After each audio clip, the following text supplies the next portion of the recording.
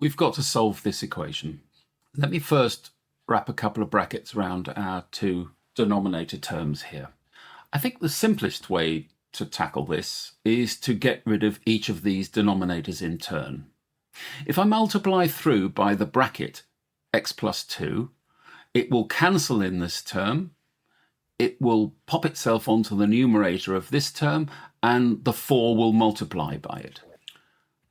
And there is the multiplication, and as promised, those two terms cancel each other out.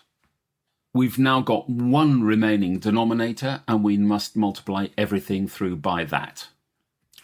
And yet again, those two x minus 1's disappear. It's now a case of multiplying this whole thing out, which, if I've done the arithmetic right, ends up as this. I'm going to push everything to the right-hand side. The reason for that decision is that 4x squared on this side is positive, and I want to form a quadratic, and it's going to be much more easy to generate that quadratic with a positive x squared term, and therefore nothing on the left-hand side. We've only got one x squared term, so this is going to be 4x squared. Let's gather up the x's. On this side we have 8x, and we have a positive 4 on this side, but it will be joined by a negative 8x, so this becomes negative 4x. So that's done. This term, this term, this term, and this term. What are we left with? The numbers.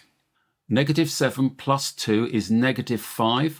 Coming over here, negative 5 when it pops over here becomes positive 5, adds to the negative 8 to give us negative 3.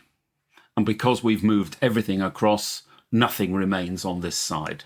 So let's see if we can factorize this. This would have to be 3, this would have to be 1, and let's guess at 2x and 2x here. Does this work out? We need to generate negative 4. We've got available 2x here and 6x here.